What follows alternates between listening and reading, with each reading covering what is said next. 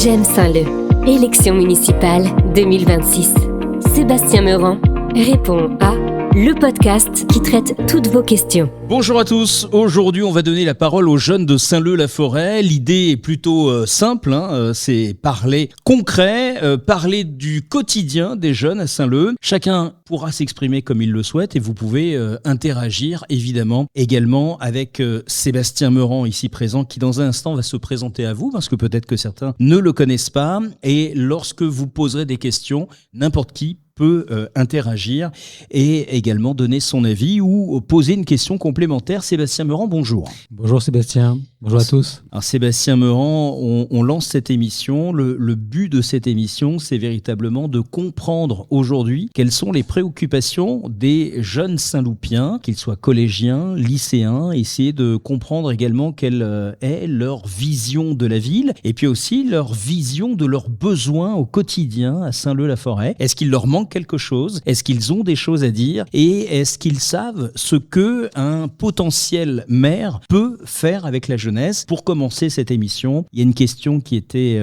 déjà posée avant que nous arrivions aujourd'hui. C'est de savoir si Saint-Leu-la-Forêt, dans le cadre de la prochaine élection, si vous étiez élu, est-ce que vous avez envisagé de mettre un conseil municipal des jeunes? Alors on laisse la parole aujourd'hui aux jeunes et puis à d'anciens jeunes de Saint-Leu puisque ça nous concerne également. Donc l'objectif, c'est vraiment de leur laisser la parole, qu'ils posent leurs questions. Moi, ce que je peux leur dire, c'est que bien quelques années, on se dit que le temps passe et ça passe vite. Puisque moi, je suis Saint-Loupien depuis toujours et j'ai fréquenté les écoles de Saint-Leu, les écoles maternelles, primaires, le collège Vendin d'Osca, le lycée à côté Prévert à Taverny. Et là, pour répondre à la question, le conseil municipal des jeunes, c'est quelque chose qu'on n'avait pas mis en place. Et moi, je vous réponds très clairement, c'est que le conseil municipal des jeunes demande des fonctionnaires pour pouvoir fonctionner. Il faut au moins 2 personnes pour suivre. Et pour que ça se fasse quelque chose d'intéressant, il faut se donner les moyens. Et il faut surtout aussi que ça puisse concerner l'ensemble des jeunes de la commune. C'est vrai que par rapport à ça, la position n'était pas arrêtée. On n'a pas mis dans notre programme de créer ce conseil municipal des jeunes, mais c'est quelque chose sur lequel on n'est pas fermé. Mais il faut des moyens et c'est vrai que la jeunesse à Saint-Leu, mais j'attends surtout de pouvoir échanger. Moi, je souhaite qu'elle puisse s'inscrire dans les associations de la ville, qu'il n'y ait pas de frontière entre la municipalité et les jeunes. Et en fait, les jeunes de Saint-Leu, parce qu'on ne peut pas parler d'une classe d'âge, c'est les jeunes en fonction des différents quartiers, en fonction des affects. On est plus intéressé par le sport, par la musique, par rien du tout, par les mangas, par les voyages. Donc je souhaite vraiment qu'à travers une multitude de canaux, que ça soit surtout les associations, mais que ça soit aussi à travers des ateliers. On avait créé les chantiers jeunes, on avait créé tout un tas de manifestations où on demandait à des jeunes de participer. Et en fait, tout au long de l'année, et pas seulement dans le cadre d'un conseil municipal des jeunes, puisque ça, c'est quelque chose qui est plus fermé, qui est plus restreint. Moi, je préférais que, effectivement, c'est tout au long de l'année, à travers tout un tas d'associations, puissent faire venir et intéresser les jeunes à la vie de la cité. Élection municipale 2026 avec Sébastien Meurant. On va accueillir une première jeune fille qui a préparé un certain nombre de questions. Bienvenue. Bonjour, je m'appelle Alison, j'ai 15 ans, donc du coup je suis au lycée à Jacques Prévert. Monsieur Meurant, je voulais vous demander quelle est votre définition du patriotisme? Le patriotisme, c'est l'amour de son pays, c'est l'amour de son histoire. Étymologiquement, c'est la terre des anciens. On a des choses en commun. Et c'est un avenir aussi à créer ensemble. Donc c'est l'amour de son pays, ce qui ne veut pas dire, bien sûr, la haine des autres. Au contraire, c'est quand on s'aime, on peut aimer les autres. Alors justement, qu'est-ce qui t'amène à poser une question comme celle-ci, en fait? Alors, en fait, c'est un mot qu'on entend souvent. Et ce qui est intéressant, c'est que les personnes, elles ont différentes visions du patriotisme. Du coup, je voulais savoir quelle était la vôtre. Pour moi, c'est aussi l'amour de la patrie, bien sûr, sans la haine des autres. Et du coup, ça va un peu introduire ma deuxième question. Comme vous avez dit que c'est aussi l'histoire de la patrie. Sachant que Saint-Leu est une ville impériale, je voulais savoir si vous pensiez organiser des événements un peu ludiques auxquels les personnes de tous âges pourraient participer pour que chacun puisse connaître l'histoire de la ville. Ouais, mais ça me fait plaisir d'entendre ce genre de questions. Franchement, je suis ravi d'entendre ce genre de questions chez les tout jeunes Saint-Loupiennes. Oui, parce que on a fait rentrer la ville de Saint-Leu-la-Forêt dans les villes impériales. On était la 4e ville avec des villes plus importantes, connues. Et c'est vrai qu'à Saint-Leu, on a cette particularité inouïe, c'est que nous avons un caveau de la famille de Bonaparte. On a le premier roi de Hollande qui réside dans l'église de Saint-Leu-la-Forêt. L'église de Saint-Leu a été créée par Napoléon III lorsqu'il a été prince-président en 1848. Et nous avions lancé tout un tas de manifestations autour de cette histoire. Et on avait été, évidemment, l'église avait été refaite avec la Fondation de patrimoine, avec la participation des Saint-Loupiens, avec la participation des entreprises qui travaillent pour la ville. Et on avait aussi lancé des concours auprès des boulangeries de la ville. Il y avait les gâteaux de la Reine Hortense qui avaient été lancés. Il y avait une déclinaison avec le syndicat Initiative, avec des mugs, avec tout un tas de choses, des stylos, pour essayer de faire connaître la ville, pour faire partager cette histoire. Et c'est vrai qu'on est à la fois sur Napoléon Ier, puisqu'il y a des personnes qui ont habité Saint-Leu, qui ont participé à la rédaction du Code civil. Le Code civil, c'est ce qui nous régit encore aujourd'hui. C'est quelque chose de très important, de fondamental dans l'histoire du pays. Et c'est vrai que en tant que maire, eh bien moi je défendrai d'abord toujours les Saint-Loupiens dans tout un tas de choses. Donc la grande patrie, c'est notre histoire. Donc à Saint-Leu, on a cette chance-là. Vous avez cette chance-là d'être dans une ville où il y a une petite histoire, bien sûr, c'est la vôtre, celle que vous construisez avec votre famille, et également cette grande histoire, une histoire de la France. Imaginez-vous qu'on avait quand même le tsar de l'époque, Alexandre Ier, qui était venu à Saint-Leu-la-Forêt. On avait un château qui était le château de la reine Hortense et du roi Louis, qui était la copie de la Malmaison à Rueil. Il y a un château. Eh bien, à Saint-Leu, on avait ce château un peu plus grand, un château sur lequel il y avait un parc où on faisait de la barque parce qu'il y a beaucoup d'eau. Et en fait, sur cette ville impériale, il n'y a pas grand-chose qui se fait depuis. Je suis ravi qu'il y ait des jeunes qui puissent s'intéresser à cette histoire. Et c'est extraordinaire, effectivement, de pouvoir... on a cette chance de pouvoir faire plein de choses. Et là, vraiment, c'est un projet qui me tient, vous le sentez, particulièrement à cœur. Et je suis ravi de pouvoir compter sur des jeunes pour participer à tout ça. Avais-tu d'autres questions ? Je voulais demander par rapport à l'accessibilité de la ville, par rapport à moyens de transport. En fait, nous, des fois, quand on veut aller au lycée, du coup, comme moi, personnellement, je suis à Jacques-Prévert, et des fois, il y a des bus qui sont annulés au dernier moment et on n'est pas forcément prévenu. Et du coup, je voulais demander si ce serait possible de peut-être envisager de mettre plus de routes pour les vélos, pour qu'on puisse circuler par vélo dans ces cas-là, parce que la ville, elle est quand même, il y a beaucoup de circulation, et du coup, c'est pas forcément très prudent pour nous. Alors, est-ce que dans le public, quelqu'un a une question supplémentaire sur ce sujet par rapport au vélo, aux trottinettes, la sécurité ? Moi, je remarque par exemple des fois que les trottoirs, ils sont un peu cassés, ils sont un peu défectueux, on va dire, et donc ça peut pas être un peu dérangeant quand on prend les bus, par exemple, quand ça fait des bloum bloum. Avec les super bus. bruitage de bus.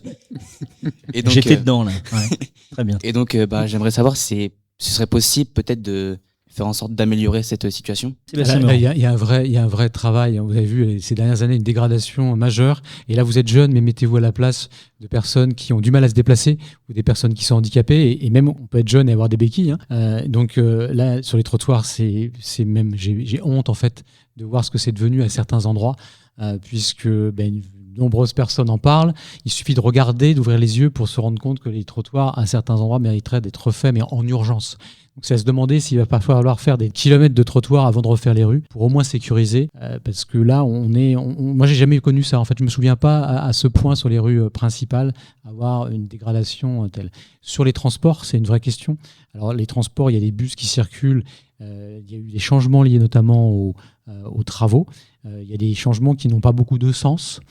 Donc là, c'est pareil. Toutes ces questions-là, il faut les régler au plus près de la population, donc au plus près de ceux qui utilisent. Donc là, vous êtes là, au plus près des jeunes, au plus près de ceux qui prennent le bus. Et c'est pour ça qu'il y a un point important, c'est que on veut créer tout de suite, recréer, puisque ça va être créé, ce qu'on appelle les groupes de quartier, pour discuter de tous ces sujets de la vie quotidienne, des trottoirs devant chez vous, mais devant... Je dirais dans tout le monde, mais vous êtes plus concerné évidemment quand vous sortez de chez vous, lorsqu'il y a une barrière qui est tombée, un poteau qui a été supprimé, ou lorsque vous prenez le bus, que lorsque par rapport à des personnes qui ne prennent pas le bus. Donc dans les groupes de quartier, c'est quelque chose qui permettra de faire remonter tout. Et moi, on parlait tout à l'heure du conseil municipal, d'intégrer des jeunes volontaires dans les groupes de quartier, ça, c'est évidemment oui. Et ça, l'avantage par rapport, c'est que c'est plusieurs fois par an. Ça, il faut des gens qui s'engagent. C'est un minimum c'est un certain nombre de réunions, mais ça permettra d'être au courant de ce qui se passe dans la ville et de traiter les problèmes. Sur les bus, l'information aussi doit être comme sous tout le reste. Je veux dire, maintenant, vous avez tous, j'imagine presque à votre âge, un téléphone dans la poche. Donc on doit pouvoir, avec votre autorisation, vous prévenir lorsqu'il y a un sujet qui vous concerne. L'autorisation également bien sûr de vos parents, de prévenir lorsqu'il y a un problème de transport. On centralise l'information, on la diffuse de manière centralisée et comme ça vous l'avez. Là, sur la circulation des bus, j'ai été interpellé. Alors là, c'est pas un ancien jeune ou le 34, faut pas le citer, qui passe par la rue Gambetta, qui passe par la rue des Tilleuls, qui tourne à gauche par la rue Michelet, qui tourne à droite par la rue Maurice Berthaud, où on trouve une piste cyclable, c'est quand même pas terrible de faire côtoyer des bus et des pistes cyclables, et qui retourne au parking du Gros Meurisier et qui retourne après à gauche pour se retrouver sur la rue des Diablos, alors qu'avant, il prenait rue des Tilleuls, il allait tout droit à rue Jean Jaurès.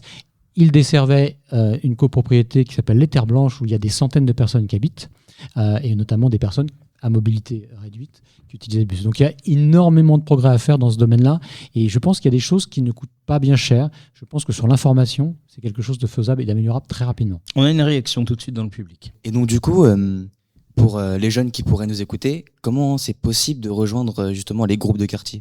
Là, si les Saint-Loupiens nous font confiance, tout de suite après, on choisira de recréer les groupes de quartier. Donc, tout de suite. Donc, on fera appel. Moi, je peux vous dire comment ça fonctionnait. Il y avait 10 membres des groupes de quartier qui étaient choisis. Et puis, dans ce cadre-là, on pourrait soit mettre un collège jeune supplémentaire, donc je pourrais mettre 12 membres des groupes de quartier. Il y avait 4 quartiers, donc ça nous ferait 48 personnes. Et de réunions 2 fois, ça fonctionnait comme ça, 2 fois par an. Donc les groupes de quartier faisaient remonter toutes les questions qui concernaient leur quartier. Et il y avait des échanges réguliers avec les services de la ville pour améliorer les choses, pour traiter les problèmes. Alors, vous savez, les problèmes dans une ville, vous parlez de trottoirs, vous parlez de potelets qui étaient renversés, qui étaient enlevés, les barrières de passage piéton qui étaient en mauvais état, de manque de lumière, enfin, tous les sujets de la vie quotidienne, des vitesses trop élevées, en fait, ça concerne la vie en général, et une ville, s'il faut vous dire, c'est que ça vous concerne vous. Mais vous êtes des adolescents, mais ça concerne aussi les mamans dont l'enfant vient de naître, jusqu'à vos familles qui ont des aînés qui ont du mal à se déplacer. Donc la ville, on a ce qu'on appelle clause de compétence générale qui débute à la naissance et qui se termine rue Michelet, une rue dont je parlais tout à l'heure où il se trouve le cimetière. Donc ça concerne tous les sujets. Et les groupes de quartier, tous ces sujets sont abordés, et ça permet aussi de contrôler ce que la mairie fait. Parce que si le maire ou la maire vous dit quelque chose et que 6 mois après, 1 an après, ce n'est pas fait, vous pouvez dire mais comment vous avez dit ça à telle époque ? Et en plus, les groupes se réunissent avec la population. Donc là, vous, par exemple, un collège jeune, moi je trouve ça très bien. Vous faites venir vos copines, vos copains, et il y a des projets qui ont été montés pour la jeunesse. On avait dit que ça se faisait à telle date, si ce n'est pas fait, pourquoi ? Et puis après, la participation, parce qu'on a vraiment besoin d'une ville qui est animée, c'est une ville où les citoyens participent. La citoyenneté, c'est pas qu'une fois tous les 6 ans de voter, c'est tout au long de la vie, et il faut participer. Et il n'y a rien de plus vivant qu'une ville où on a des personnes qui se passionnent pour le sport, pour la culture, pour l'histoire, les villes impériales, pour partager l'amour des animaux ou autre chose. Voilà. Alors Sébastien, on parle de transport. Il y a quelques instants, on parle de transport, on parle aussi de route. Est-ce que le maire a vraiment un accès pour modifier, par exemple, la trajectoire d'un bus dans sa ville ? Et en ce qui concerne la mise en place, par exemple, de pistes cyclables, toutes les routes n'appartiennent pas à la commune. Est-ce que vous avez vraiment la possibilité d'agir ? Alors, les pistes cyclables, il faut un projet global pour qu'il y ait des circuits qui desservent les rues où les jeunes se rendent. Le collège, c'est évident que c'est logique d'avoir des routes des pistes cyclables qui se dirigent vers le collège, vers le lycée également, et vers les écoles aussi. Sécuriser les abords des écoles, oui. Alors, la plupart des routes sont quand même communales, et les routes qui ne sont pas communales, elles sont soit gérées, c'est-à-dire il y a quelques routes intercommunales ou des routes départementales, mais le maire en fait a toujours l'autorité sur ces routes, et même si elles sont donc départementales, et avec la collectivité qui est censée s'occuper de ces routes, la municipalité peut évidemment agir et demander à créer des routes départementales. Bon, aussi, je suis conseiller départemental. Nous, on avait, lorsque j'ai été élu, créé des pistes cyclables. Lorsqu'on avait refait les rues, je pense à la rue Gérald de Gaulle, je pense à le long du Rosaire, et donc on avait sécurisé les abords des écoles. Donc bien sûr que là-dessus, là aussi, il y a beaucoup à faire pour pouvoir améliorer les circulations. Et la chaussée, il faut pouvoir la partager, et que ce soit pour les vélos, les trottinettes aussi. Faire attention sur les trottoirs. Donc bien sûr que le maire a la possibilité d'agir sur toutes les voiries communales. On va avoir une réaction tout de suite. Bonjour, bienvenue. Bonjour, j'avais une question sur la rue de la Gare où là il y a les travaux. Je vous demande pourquoi vous faites les travaux dès 7h du matin, parce que moi je suis une élève de 4e du Rosaire, et moi du coup, à chaque fois qu'il y a les travaux dès 7h du matin, 8h, je dois passer dans les sentiers ou même passer devant le cimetière. Ça veut faire un détour énorme et j'arrive toujours en retard. Là, les plannings de travaux, on peut se poser beaucoup de questions. Alors, parce que les plannings de travaux, les plannings de travaux qui ne sont pas respectés aussi. Donc là, je ne pourrais pas répondre parce que ce n'est pas moi qui suis responsable de ça. Mais là, vous avez des travaux qui ont démarré, par exemple, alors ce n'est pas une gêne sur les transports, au tennis, mais par exemple, là, ça a démarré. Tout le printemps, tout l'été, les gens ne pourront pas jouer parce que ça sera en travaux. Là, vous avez aussi quand on ferme une route, normalement, il y a un arrêté municipal. C'est pour ça revient à ce que tu disais tout à l'heure, c'est que l'autorité de police administrative, c'est le maire. Et là, aujourd'hui, moi, je suis allé courir de bonne heure ce matin, j'ai vu une route fermée, il y avait un plot, il n'y avait pas d'arrêté. Donc, en fait, la ville laisse faire des choses où on ne s'en occupe pas, parce qu'à chaque fois qu'il y a une route barrée, normalement, vous devriez avoir un arrêté, ce qu'on appelle, donc c'est une feuille, sur laquelle il y a l'explication de telle date, de telle heure à telle heure, la route est barrée. Donc, je ne pourrais pas te répondre à ta question parce que c'est pas moi qui suis en charge des travaux actuellement, mais à chaque fois qu'il y a des travaux, normalement, il y a un arrêté municipal autorisant la société à fermer la rue. Et évidemment, en amont de tout ça, c'est bien de prévenir la population. On est de retour. Est-ce que tu as d'autres questions ? Oui, au niveau de l'ambiance de la ville, j'avoue que des fois, les gens, ils ont l'air assez tendus. Des fois, par exemple, je prends un exemple basique, on leur sourit, ils nous lancent un regard, mais un regard noir. Je sais pas, on dirait que les gens, ils sont en colère. On dirait qu'ils sont en colère, tristes, ou je sais pas, mais est-ce que vous pensez pouvoir, entre guillemets, détendre l'atmosphère de la ville ? La question, c'est quoi ? C'est de simplement faire le constat, de se rendre compte que quand tu croises des gens ici dans cette ville, tu les trouves austères, tu les trouves fermés, oui. Pas assez souriants. Et donc, tu poses la question à un candidat pour savoir si il y a une carte à jouer pour rendre les gens dans une ville plus aimables. Le bonheur est une idée neuve. Alors, Sébastien Meurant, qu'est-ce que vous pouvez faire pour que les gens retrouvent le sourire dans la ville ? Je n'ai pas malheureusement de baguette, mais par contre, il y a quand même des idées. C'est leur faciliter la vie, en fait. C'est lorsque les gens ont une question, c'est de leur répondre. C'est d'être avenant dans la rue, de dire bonjour lorsqu'on est forcément élu. Là, on a quelques-uns autour de la table. C'est de dire bonjour à tout le monde et de dire bonjour avec le sourire et faciliter la vie des gens. En fait, être élu, c'est essayer de rendre service avant tout. Toute autorité est un service et la ville, on est au service du public et c'est la ville est le premier niveau.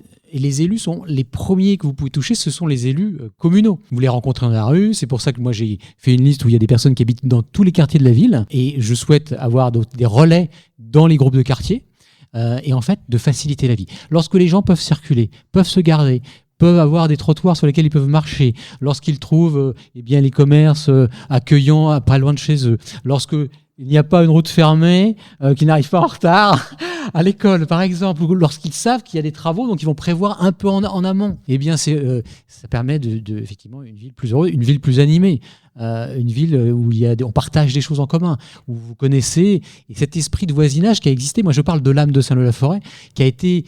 Alors, c'était pas un village parce que c'était déjà une ville importante. Moi, lorsque j'avais votre âge, il y avait déjà 15 000 habitants, mais il y avait beaucoup de vie.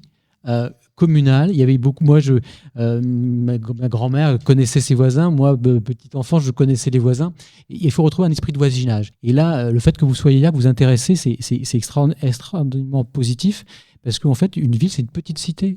Et on vit tous la même ville, et c'est bien mieux si on la vit en sécurité, sur les trottoirs, sur les routes, lorsqu'on ne craint pas de sortir le soir. Et là, c'est un des aspects qui est, à mon avis, fondamental, c'est de recréer de la sérénité. De la sérénité, ça passe par pas d'agressivité, ça passe par répondre aux questions lorsqu'on pose des questions, et ça passe par tout un tas d'actions vis-à-vis de tous les publics, des jeunes, des tout jeunes, des moins jeunes. Et là, le fait que vous soyez là, que vous vouliez participer, vous intéresser à la vie de la commune, ça permettra de rendre les gens plus heureux, plus souriants en tout cas. Merci pour ces questions. Tu avais peut-être une dernière question ? Oui, justement, tout à l'heure, vous aviez parlé de la sérénité. Et donc, du coup, je voulais demander par rapport à la sécurité de la ville, parce que c'est vrai que, notamment le quartier des Diablos, malheureusement, il y a beaucoup de personnes qui ont peur d'y aller ou de laisser aller ou de laisser leurs enfants y aller. Par exemple, l'année dernière, il y a eu une agression là-bas. Donc, du coup, est-ce que vous pensez pouvoir renforcer la sécurité de la ville ? D'accord. Problème de sécurité, c'est un problème majeur, Sébastien, et ça on le sait évidemment. Et les Diablos en particulier. Alors il est vrai que la tour est tombée, et ça fait tellement d'années que c'était attendu, parce que c'était aussi un point névralgique du quartier des Diablos. Aujourd'hui, il doit absolument y avoir une reprise en main de ce quartier, mais comment ? Alors, une reprise en main de ce quartier comme une reprise en main de tous les quartiers de la ville, parce que la sécurité est vraiment partout. Et je vous parlais de villes tranquilles, paisibles. Lorsque nous avions votre âge, il n'y avait pas tous ces soucis-là à Saint-Leu. Avant-hier, encore un katana a été retrouvé justement au Diablos par la police municipale. Et les agressions que nous avons vécues, on ne les a jamais vues. Donc c'est le rôle des élus, de tous les élus, d'être présents, et des adultes, de ramener, et je pense les élus, lorsqu'on est élu, lorsqu'on est adjoint, on a ce qu'on appelle officier de police judiciaire. Donc le fait d'être présent, d'en remettre de la présence des élus, et moi c'est ce que j'ai toujours fait, et bien permettra de ramener de la sérénité, parce qu'on remettra tout de suite de la vidéoprotection, il y a des entrées, des sorties, on remettra tout de suite, on renforcera tout de suite la présence de la police municipale, donc ça veut dire renforcer, c'est pour ça que je vous disais tout à l'heure, faire de la politique, c'est faire des choix. Donc là, tout de suite, un recrutement de policiers municipaux, ce qu'on appelle des ASVP également, une brigade canine, une brigade motorisée, une surveillance particulière à l'entrée et à la sortie du collège, pour éviter que des trottinettes se retrouvent avec 3 personnes dessus, par exemple, simplement de rappeler les règles de sécurité routière, et une présence humaine toute la journée. Le centre commercial, aujourd'hui, il y a très peu de commerces d'ouverts. À l'intérieur, il est quasiment mort. Il n'y a même plus effectivement un endroit pour aller prendre un café le matin, l'après-midi, ou manger le midi ou le soir. Donc là, tout de suite, on mettra de la présence humaine. La ville possède un certain nombre de commerces qui sont fermés. Vous imaginez bien qu'il y a des personnes qui seraient intéressées par reprendre ces commerces tout de suite. Et là, nous envisageons de mettre une présence de la commune, un service de la commune, dans les boutiques fermées, pour ramener dans la journée d'une présence humaine. Et le soir, évidemment, donc là le poste de police ferme à 19h, c'est un peu tôt, et il faudra que ça ferme bien plus tard. Et au Diablos comme ailleurs, puisque nous, à notre époque, on ne trouvait pas de katana, et c'est pas la première fois, on a trouvé à côté du collège Vandalowska à plusieurs reprises, on n'a jamais mis une maîtresse agressée, et ce qu'on nous remonte, parce que ce sont des faits, c'est complètement intolérable. Donc moi je crois à ce qu'on a à la dissuasion. Donc les voyous, lorsqu'ils sauront qu'on leur pourrira la vie, on pourrira la vie aux voyous, pas aux honnêtes gens, eh bien ils iront ailleurs. Et ça, franchement, soyez assurés de la volonté tout de suite. Il y a un changement de méthode, changement de pratique, et tout de suite après les élections, si ça se passe bien pour nous, on peut s'assurer que ça va changer. Ça réagit justement dans le public. Nouvelle réaction. Moi, souvent quand on sort, on peut voir des gens se balader avec des couteaux, se faire courser dans les Diablos, et nous, ça nous fait rien. C'est souvent des frères à des personnes qui habitent dans la ville, donc nous, ils nous font rien personnellement. Mais c'est vrai que ça fait... souvent, on a peur d'aller au Diablos, même nos parents. Souvent, nous interdisent de sortir de là-bas, ou un peu partout. Il y a souvent... Il y a eu à Saint-Leu aussi un jeune qui a pris un grave coup de katana il y a 1 an et demi, je crois. Et ça, on n'a pas à se promener, c'est interdit. Donc s'il faut arriver à faire fouiller certaines personnes, eh bien, il faudra bien sûr le faire, parce qu'il n'y a aucune raison de se promener. Et là, avant-hier, donc là, un katana a été trouvé. Vous imaginez bien qu'un katana à sabre japonais, ça se voit normalement, et ça se voit notamment par les caméras. Donc là-dessus, il faudra... sévir tout de suite. Est-ce qu'on se résout à une société où des gamins se promènent avec des couteaux et des katanas? Moi, je ne peux pas me résoudre à ça. Je peux vous assurer que là, c'est aux adultes de dire non, stop. Et on va créer également quelque chose d'important qui avait été créé à mon époque.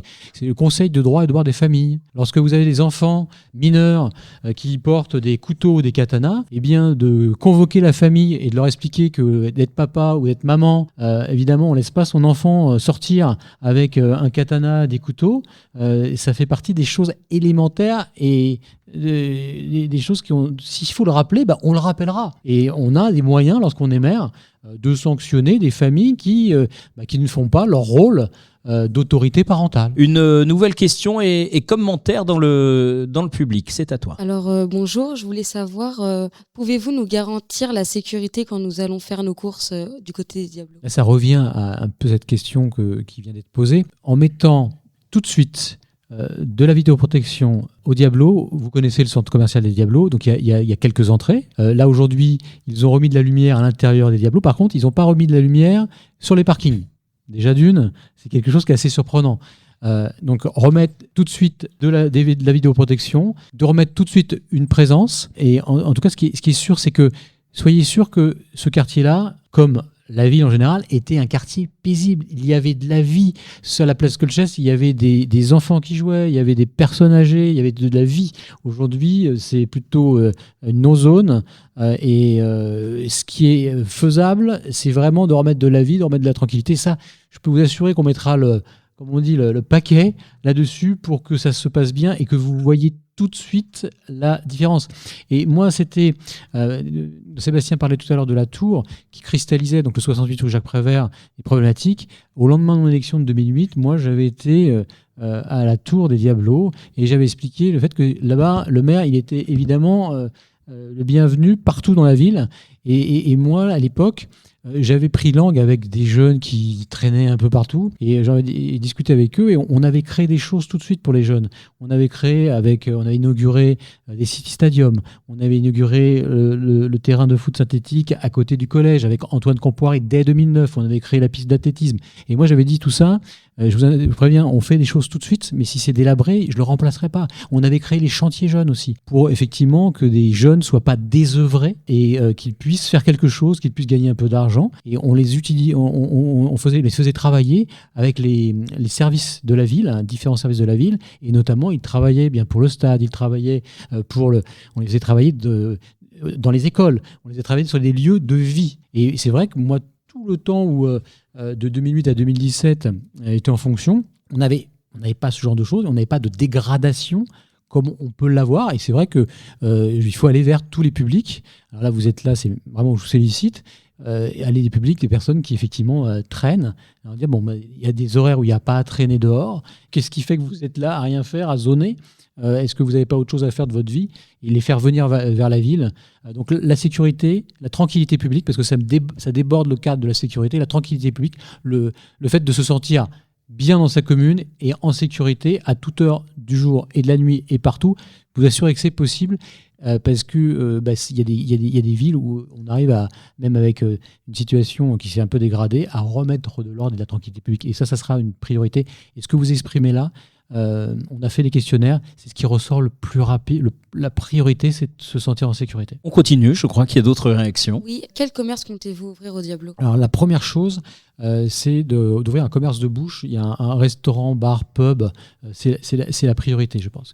Lorsque vous habitez là-bas, eh bien, il n'y a même plus un endroit pour boire un café. Et dans les villages, lorsqu'il n'y a plus de café, il n'y a plus de vie. Et là-bas, c'est un grand quartier de la ville, les Diablos. Donc la priorité, c'est ça. Et après, de rouvrir d'autres commerces. Moi, je suis toujours à l'écoute de ceux qui veulent entreprendre. Et on sait que là-bas, il y a un coiffeur, il y a une pharmacie, il y a une retoucherie, il y a une boulangerie. Donc des commerces, évidemment, qu'il n'y a pas sur le secteur. On sera à l'écoute de tout type de commerce et de tout type d'attente de la population. Parce qu'évidemment, là, on a des boutiques. Donc la question, c'est pour la ville, c'est pas de gagner de l'argent, c'est de remettre de l'activité et de remettre des services pour la population. Je pense là-bas aussi, alors on a des professions médicales, Mais si on peut remettre d'autres professionnels de santé ou des métiers liés à la santé dans ce secteur-là, ça permettra de refaire de la vie. Ce qui avait vraiment beaucoup changé, c'est que donc c'était pas Aldi, c'était avant, lorsqu'ils ont fait l'entrée sur l'extérieur, c'est vrai qu'il y avait beaucoup moins de personnes qui passaient dans le centre commercial. Donc il faut aussi avoir une réflexion sur les flux de circulation. Et ça, c'est quelque chose qui avait vraiment changé la vie de cette place. Alors justement, par rapport à cette question, est-ce que toi, tu as en tête des commerçants qui te sembleraient importants de voir émerger du côté des Diablos? Parce que la question est légitime, mais j'imagine que tu as aussi des idées. Qu'est-ce qui manque? De quoi tu aurais besoin? Déjà, un restaurant pour pas qu'on ait à aller à Taverny ou centre-ville. Et je pense que pour moi, c'est le plus important. Bon, c'est bien là. Manger. C'est la priorité. Manger. Manger. Voilà, c'est la pyramide de Maslow, c'est effectivement manger d'abord. Manger. Voilà. C'est ça. Mais c'est vrai, quand tu y penses. Mais nous, ce restaurant a fermé il y a 2-3 ans. Il y a des raisons objectives. Et moi, il se trouve que je connais le propriétaire de ce restaurant. Il m'a dit, mais si vous avez un projet, mais évidemment qu'on peut faire quelque chose. Alors après, il faut quelque chose de jeune, Sébastien Meurant, parce que le bar brasserie qu'il y avait au Diablo, c'est pas les jeunes qui sont avec nous, qui ont moins de 18 ans, qui vont pousser la porte et puis se retrouver dans un univers qui est vraiment pas dédié à leur âge, quoi. Hein.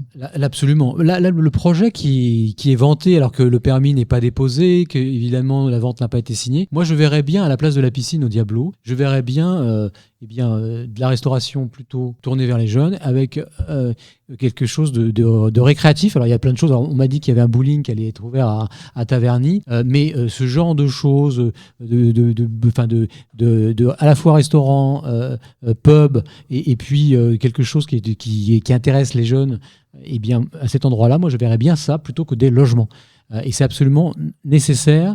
Et je suis sûr que ça peut marcher très facilement. Pourquoi ? Parce que moi, il y a des investisseurs qui m'ont dit être intéressés dans la mesure où c'est très bien placé. On est à côté de 2 routes départementales.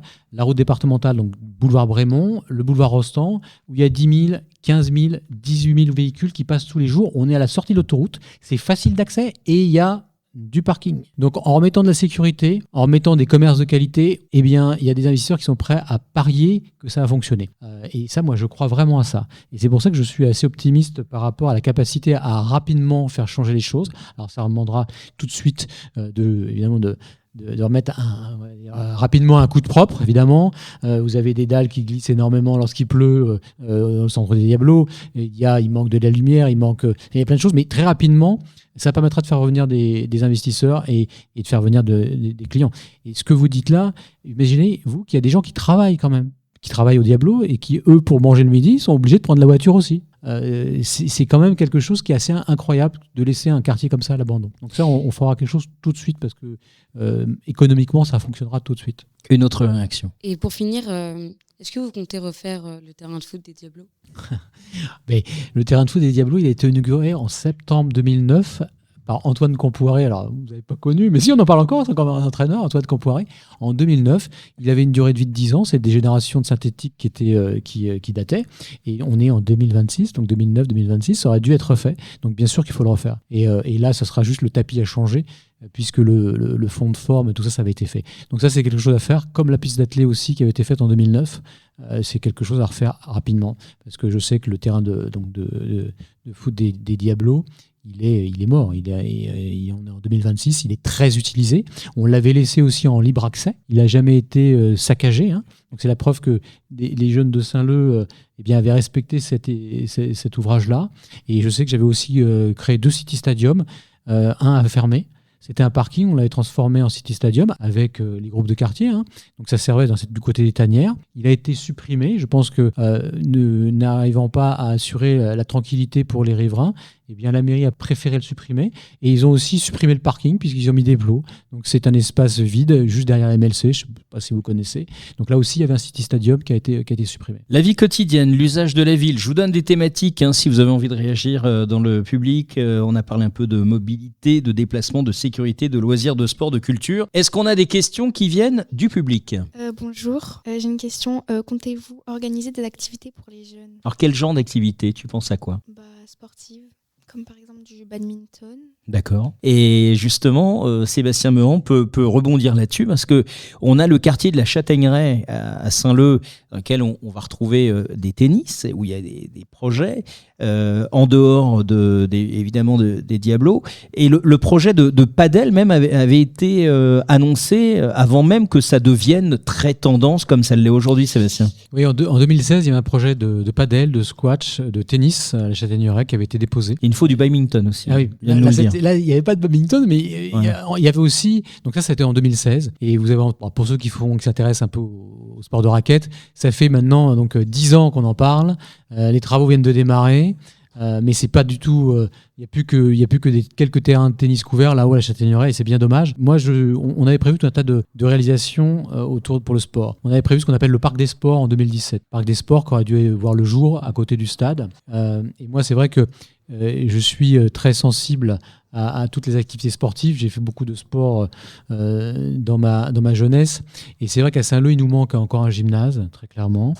C'était prévu, malheureusement, ça n'a pas été fait. C'est écrit dans ce qu'on appelle le plan stratégique de la ville, ce qu'on appelle un PLU.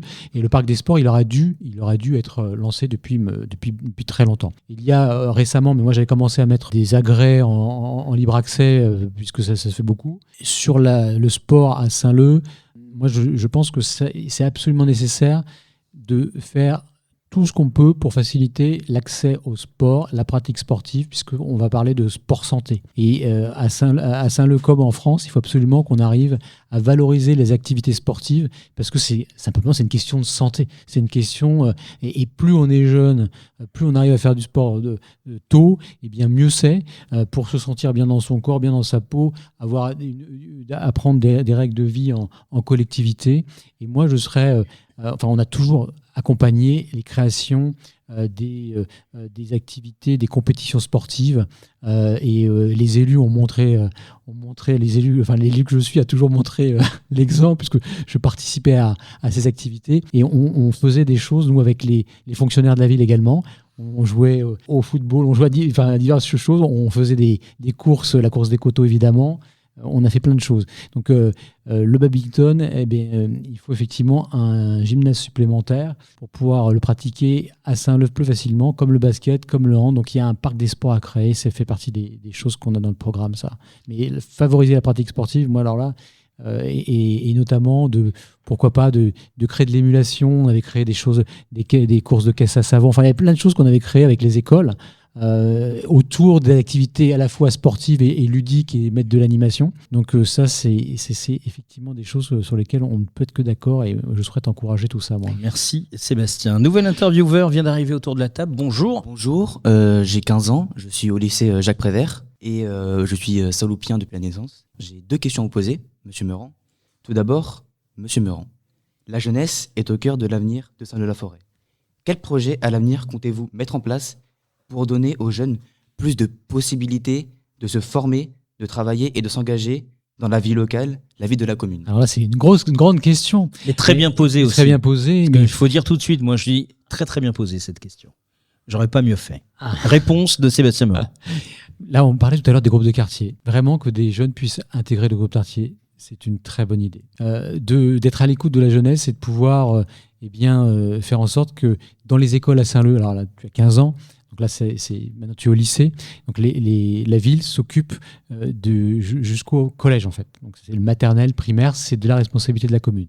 Donc d'avoir des équipements scolaires en bon état, d'avoir des projets avec les écoles, avec les enfants, avec les familles, des projets autour de l'école, mais également en dehors de l'école, des projets de sportifs ou culturels. C'est des choses qui me semblent importante pour que les jeunes de Saint-Leu se sentent bien dans leur ville et puissent faire des choses ensemble. On parlait tout à l'heure de projets autour des villes impériales. Vraiment, moi, ce qui est important, je pense, c'est que lorsqu'il y a des questions, qu'il puisse y avoir des réponses. Donc l'engagement que je peux prendre, c'est au moins de répondre et de dire c'est possible, pourquoi pas, c'est envisageable, à quelle époque, dans quel délai, parce que ce qui est important, c'est que lorsqu'on répond, c'est de pouvoir faire les choses pour ne pas tromper les jeunes comme les autres d'ailleurs. Donc moi, ce que je souhaite, c'est que lors des questions, lors des rencontres, lorsqu'il y a des jeunes qui veulent entreprendre, mais en plus les accompagner. Et là, moi, je serai toujours aux côtés, et nous serons toujours aux côtés de ceux qui veulent entreprendre, bien sûr auprès de tout le monde, mais y compris auprès des jeunes. La jeunesse, c'est un regard nouveau sur le monde, et c'est ça qui est exceptionnel. Pour innover, il faut écouter les jeunes de la ville. Et moi, j'ai des multiples exemples émouvants de regards d'enfants ou de jeunes sur des créations artistiques. On a accueilli, juste un exemple qui m'avait beaucoup touché, on a accueilli en résidence artiste un Gas, qui est un artiste d'origine iranienne, qui avait joué au football à Saint-Lô-la-Forêt il y a quelques années, et qui avait fait la guerre d'Iran-Irak il y a des années. Et donc c'était un peintre, et c'était un sculpteur, et il avait également designé une art car qui avait gagné Le Mans à Saint-Lô-la-Forêt aux arts créatifs. C'est pour ça que ça s'appelle les arts créatifs. Et il avait un panneau, et lui, il avait dessiné un cœur, et son chiffre, c'était 13. Et il y avait une maman qui était venue avec sa petite fille, et la maman avait dit à sa petite fille, mais ça te fait penser à quoi ce tableau? Donc on voyait un cœur, il y avait un chiffre 13, et c'était un cœur rouge, un grand tableau aux arts créatifs. Et la petite fille avait dit, eh bien c'est parce qu'il est très amoureux. Et ça, on s'était regardé, et là, il faut avoir un regard d'enfant pour sortir ce genre de choses. Et c'est là où la jeunesse, et profitez-en, parce que ça passe, mais c'est quelque chose d'extraordinaire, un regard neuf sur le monde, un regard nouveau, et on a besoin de la jeunesse pour innover, on a besoin de la jeunesse pour entreprendre, et ce que je peux vous assurer, c'est que tout ce que les jeunes de la ville, d'où qu'ils habitent, proposeront, sera regardé avec intérêt, et on fera tout ce qui sera en notre pouvoir pour faire en sorte que les jeunes de Saint-Lô se sentent bien dans la ville. Il y avait une deuxième question. Je vais bien écouter le ton. On t'écoute. Alors, Monsieur Meurant, aujourd'hui, beaucoup de jeunes expriment le sentiment de ne pas être écoutés dans les décisions locales en France, donc aussi à Saint-Lô-la-Forêt. Comment comptez-vous rapprocher les jeunes, les associer à la vie de la commune, à la prise de décision municipale? Encore une question. Juste avant, j'avais un petit exemple. Par exemple, on pourrait peut-être mettre en place un cahier de doléances pour les jeunes. Ouais, ça, en plus, l'avantage, c'est que ça coûte pas bien cher. non mais bien sûr, mais vraiment, ça revient à la question précédente, quelque part. Être élu de proximité, c'est les maires. Nous, on est une ville de 16 000 habitants. Donc les élus qui sont des parents, qui sont vos parents, il y aura des... Eh bien, c'est des gens que vous pouvez toucher, que vous pouvez approcher. Il faut vraiment pas hésiter à poser les questions.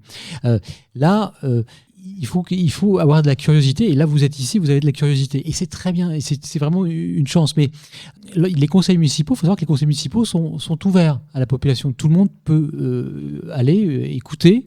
Alors, on ne peut pas prendre la parole, mais tout le monde peut aller écouter. Moi, je crois vraiment que pour être au plus près des attentes, eh bien, alors vous, c'est des attentes auprès des encadrants, je pense des écoles. Avant, alors là, je parle toujours de ce qui dépend de la ville, c'est donc les écoles, ça dépend de la ville. Des projets éducatifs, mais des projets aussi qui sont en dehors de l'école, des projets de voyage, des projets de tombola, des projets autour de la vie locale. C'est vraiment autour des associations. Là, vous êtes certains à faire du sport. Et c'est dans ce cadre-là que c'est plus facile pour une commune de répondre à des attentes. Mais véritablement, il y a un site internet de la ville, il y a des questions que vous pouvez poser. Il y a donc ces rencontres à créer avec les groupes de quartier qui verront le jour. Et là, il faut oser prendre la parole. Et moi, j'invite en fait tous les jeunes à prendre la parole pour s'exprimer, pour exprimer leurs souhaits. On avait monté des projets avec des jeunes qui voulaient bien se lancer dans des aventures. Alors, c'était des jeunes plutôt adultes, puisque là, je pense il y avait des organisations de voyage, ce genre de choses. On gagne tous à être à l'écoute et à avoir des projets qui se montent avec la jeunesse. C'est parce que c'est entraînant, tout simplement. Et il y a besoin d'exemples qui donnent envie aux autres de faire des choses. Il n'y a rien de pire que de traîner, de zoner, d'être oisif, de ne pas savoir ce qu'on a envie de faire. Donc d'avoir des jeunes qui ont envie de faire des choses, eh bien ça, c'est quelque chose de très important parce que c'est des exemples pour les autres et ça donne envie après aux autres de participer ou de faire des choses. Et finalement, j'avais quand même une dernière question. T'avais bien caché ton jeu. Oui. On t'écoute. La médiathèque Georges Pompidou est déjà un lieu plutôt important pour les jeunes. Quel nouveau projet ou nouvelles initiatives envisagez-vous pour renforcer encore leur accès à la culture et aux activités éducatives? La médiathèque, oui, c'est un lieu que j'avais créé au Diablo il y a quelques années maintenant, puisque ça se trouvait près de 2 écoles primaires et puis évidemment du collège. C'était un lieu aussi qui était facile d'accès. Il y a une nouvelle salle des fêtes qui est en train de sortir, enfin même une salle de spectacle qui sort pas très loin, donc qui sera un lieu, au moins des espaces, il y aura des espaces importants pour avoir des activités. Donc là, il y aura de quoi attirer les associations culturelles de la ville pour se produire. On avait créé tout un tas de choses il y avait ce qu'on appelait des tremplins jeunes aussi. Tu avais, Sébastien, mené des actions près de la jeunesse saint-loupienne. Donc il y a des choses qu'il y aura à recréer donc dans cet espace, là. Et sur la culture comme sur le sport, il faut avoir envie de partager ses passions. Sur ce lieu qui est au centre de la ville, à côté de la gare, ça va au moins être un lieu à faire vivre, avant tout avec des associations de la ville. Et ça sera un lieu également qui normalement devrait permettre à des artistes plus connus de venir et à la jeunesse saint-loupienne de venir écouter des chanteurs, de voir du théâtre et ce genre de choses. Moi, j'ai toujours cru que dans le domaine culturel comme le domaine sportif, il y a la pratique associative, et il y a la pratique plutôt de sport élite. Et quand on était en fonction, j'aimais beaucoup pouvoir accueillir, notamment à l'époque c'était possible, au stade, des équipes nationales. Et on avait accueilli 14 rencontres d'équipes nationales africaines, où toutes les stars du ballon rond venaient jouer à Saint-Lô-la-Forêt, et où les jeunes Saint-Loupiens qui aiment le ballon pouvaient voir les joueurs qui évoluaient dans les différents championnats européens. On avait également accueilli le Red Star pendant plus d'1 année. Pour donner envie, il faut forcément avoir c'est bien d'avoir des champions. Là, j'ai vu qu'il y avait un maillot du Paris Saint-Germain.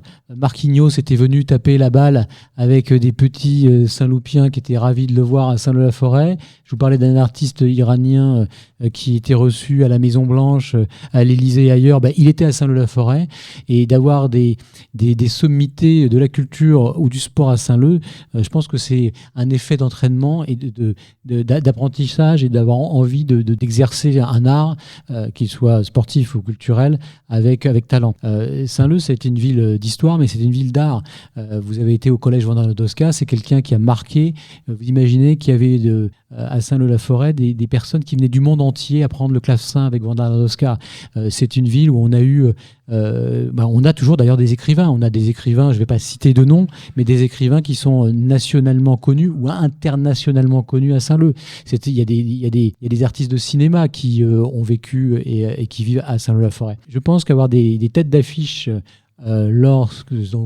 sur cette nouvelle salle qui va venir et dans les sports, on a aussi à Saint-Lô dans les sports de combat, on a des champions du monde, des champions d'Europe qui vivent à Saint-Lô ou qui entraînent à Saint-Lô. Donc ces personnes-là peuvent être des exemples pour les jeunes pour bien progresser, avoir envie de se consacrer au judo, au jiu-jitsu, à la musique.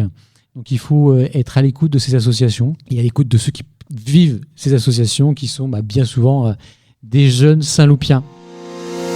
Élections municipales 2026 avec Sébastien Meurant. Est-ce que vous avez l'impression aujourd'hui d'avoir des outils pour être correctement écouté par rapport à l'âge que vous avez? On a une réaction. Moi personnellement, déjà la base ce serait du coup des élus à l'écoute qui savent parler avec les jeunes, parce que c'est pas tout le monde qui a tendance à aller vers les jeunes, parce que des fois on se dit que on est petit, qu'on peut pas changer grand chose, et donc du coup en vrai si les gens viennent vers nous volontairement pour nous demander notre avis, là je pense qu'on se sentira concerné, et donc du coup on pourra plus échanger. Peut-être mettre des annonces sur les réseaux sociaux, encore une fois. Encore une fois, les réseaux sociaux. Beaucoup de jeunes utilisent les réseaux sociaux comme moyen de formation. Par exemple, se mettre à la médiathèque et j'en mets des affiches comme quoi vous êtes là pour écouter, et après nous on vient par exemple 1 heure à la médiathèque et on vous dit ce qu'on voudrait vous dire.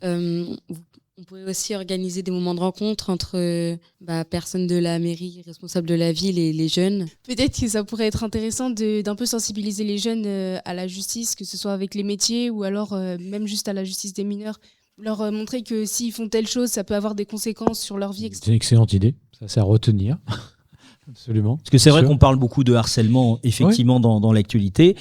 Pour le coup, ça devient un sujet d'actu, on en parle, mais il n'y a pas d'action. Mettre en place un système, effectivement, une permanence autour du droit des jeunes, c'est une excellente idée. Est-ce qu'il y a des choses, et ça c'est toujours la question qu'on pose en fin d'émission, parce que je ne veux pas que l'un ou l'une d'entre vous rentre à la maison en se disant « Ah, on n'a pas parlé de ça ». Et le « ça », ce serait quoi ? Est-ce qu'il y a un sujet à côté duquel on est passé et donc vous vous dites « Ah ouais, mais on n'a pas parlé de ce truc-là ».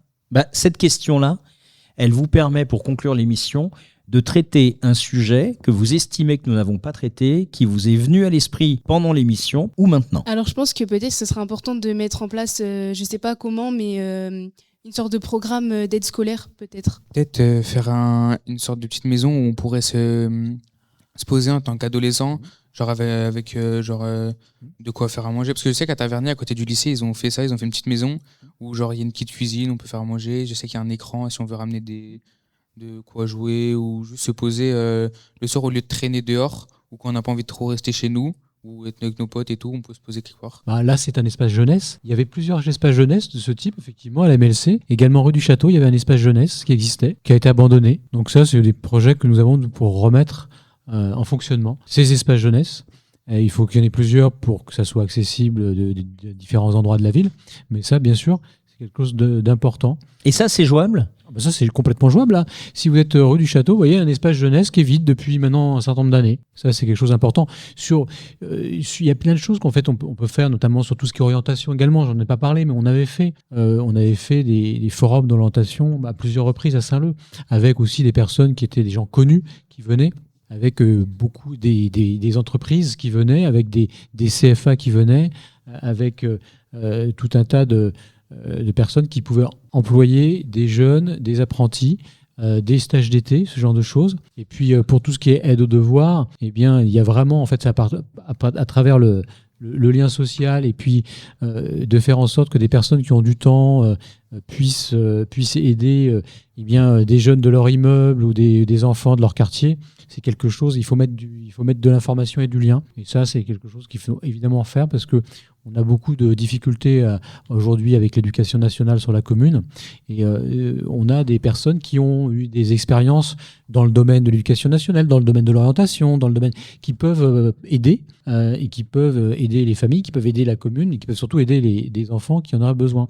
Donc c'est ce qui s'appelle, alors il y a différentes formes de réserve citoyenne. Une réserve citoyenne de l'éducation nationale, il suffit de candidater et après de travailler en partenariat avec la mairie et on peut avoir quelques personnes qui veulent consacrer une partie de leur temps dans la semaine à donner, à faire du soutien scolaire. Et là, la ville a des locaux à mettre à disposition et c'est ce qu'il faudra faire, bien sûr. Moi, j'avais une question par rapport à une situation que j'ai vécue l'année dernière. En fait, quand je passais, j'allais à mon cours de tennis et je passais sous le sorte de pont, entre guillemets, de la gare. Et il y avait une personne âgée qui demandait de l'argent. Et donc, elle vendait des sortes d'objets pour essayer de vivre. Et en fait, j'ai vu la police arriver. Et du coup, j'ai pas compris. Du coup, je me suis arrêtée. Ils ont dit, madame, il va falloir remballer, etc. Et du coup, moi, je suis restée, je l'ai aidée. Et je leur ai demandé, mais vous allez l'arrêter. Après, ils ont dit non, mais elle a pas le droit d'être là, etc. Et en fait, ils étaient limite agressifs envers elle. Alors que, sachant qu'elle avait un handicap, du coup, forcément, elle était ralentie. Et donc, du coup, ça m'a un peu fait mal au cœur. Et je voulais savoir si c'est normal. Pour moi, c'est pas normal. On a malheureusement à Saint-Leu, c'est un signe de l'appauvrissement de la ville. On a notamment au Diablo, on a 2 SDF qui dormaient dehors encore il y a quelques semaines, puisqu'on a été les rencontrer. Alors normalement, les personnes qui... alors là, on m'a affirmé dormir dehors. Hein, donc c'est quelque chose de nouveau aussi, parce qu'on n'avait pas ça il y a une dizaine d'années, j'avais jamais été confronté à ça. Alors des personnes qui mendient, ça c'est déjà arrivé, et puis ça fait quelques années qu'on a à côté de l'église. Mais là, cette personne, c'est une personne âgée, qui est a priori, parce que je m'étais renseigné, on doit parler de la même personne, qui a été suivie par le CCAS et qui avait un lieu pour se loger, mais qui avait a priori n'a pas beaucoup de moyens, donc c'est comme ça qu'elle avait expliqué qu'elle vendait. Alors moi, je connais pas évidemment la façon dont cette personne a été interpellé, on lui a demandé de partir. Mais c'est vrai qu'on est confronté à Saint-Leu à ces sujets-là, à traiter aussi avec humanité, fermeté mais humanité. C'est vrai que quand on a des personnes d'un certain âge, c'est toujours terrible de se dire qu'on peut avoir des personnes dehors à n'importe quel âge, mais a fortiori quand on a un âge avancé, que la vie est plutôt derrière que devant. Et c'est vrai que c'est des sujets qui sont à traiter aussi par les communes avec humanité. Et ça renvoie à plein de choses. Ça renvoie à la capacité de la commune à avoir ce qu'on appelle des logements d'urgence pour pouvoir loger des personnes. Par exemple, si une maison ou un appartement brûle, il faut pouvoir loger les personnes. Mais on a aussi des personnes qui sont des SDF. Et ça, c'est quelque chose qui est nouveau. Je sais que nous avions des logements d'urgence, nous avions des aides alimentaires qui étaient délivrées dans le cadre du CCAS. Alors, ça existe toujours, ça, mais on avait également quelque chose qui a disparu, que nous recréerons, rue de la Gare. Il y avait une épicerie sociale qui avait été créée, donc ça permettait aux gens d'acheter, pas cher, mais de quoi se nourrir, d'avoir des produits de nécessité, du savon, de première nécessité. Je crois que c'était 10% du prix. Mais c'est important aussi symboliquement pour des personnes qui sont en précarité, parce qu'il y a des choses qu'on voit plus maintenant. Il y a des gens qui travaillent et qui n'arrivent pas à vivre. C'est quelque chose de terrible. C'est dit des choses terribles sur la société dans laquelle on vit. Donc là, ça leur permet d'acheter, de payer moins cher et de pouvoir bien nourrir leur famille et pouvoir d'être propre. Et donc ce genre de choses, l'épicerie sociale, eh bien, on la recréera.